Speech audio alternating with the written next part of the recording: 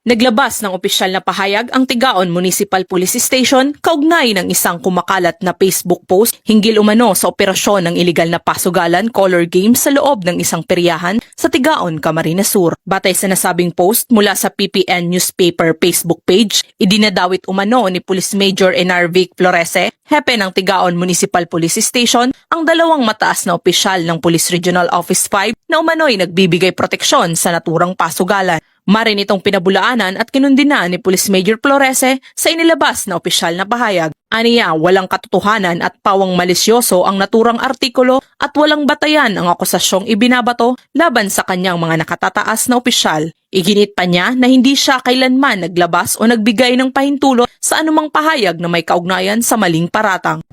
I am Police Major Enarvic V. Florese, the Chief of Police of Tigaon Municipal Police Station, and I am issuing this official statement in relation to the fake news linking me to alleged statements against my superiors.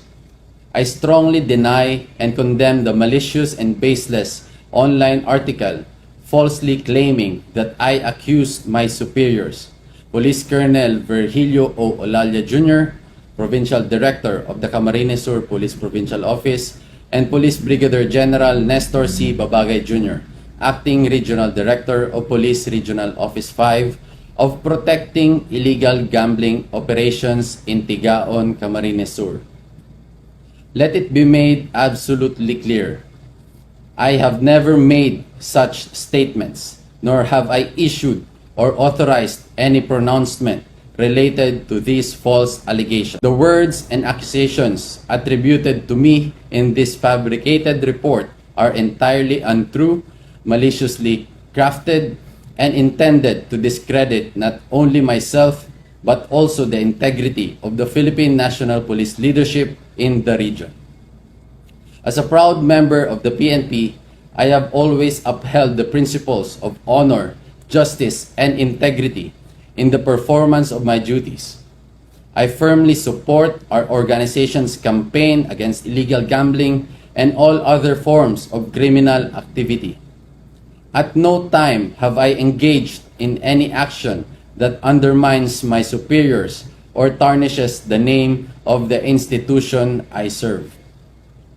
I urge the public to remain vigilant against fake news and disinformation.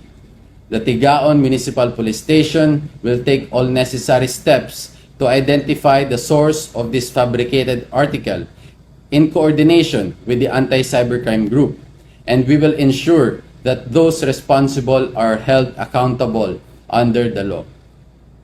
To the people of Tigaon and the entire Bicol region, rest assured, the PNP remains steadfast in its sworn duty to protect and serve with dedication, professionalism, and an unwavering commitment to the truth. Samantala, nagsasagawa na ng legal na hakbang ang pamunuan ng Police Regional Office 5 upang papanagutin ang nasa likod ng pagpapakalat ng nasabing post na nagdulot umano ng maling pananaw sa publiko, partikular sa mga residente ng Tigaon at nakasira sa imahe ng kapulisan. Muling pinaalalahanan ng PNP Bicol ang publiko na maging mapanuri at huwag basta-basta maniniwala sa mga kumakalat na maling impormasyon sa social media. Anumang gawaing may kaugnayan sa pagpapakalat ng peking balita ay may kaakibat na karampatang parusa sa ilalim ng batas. Mula dito sa Rayong Bicol, ako ang inyong PNN Correspondent, Police Corporal Angelito Recampo, alagad ng batas, tagataguyod ng Balitang Pulis.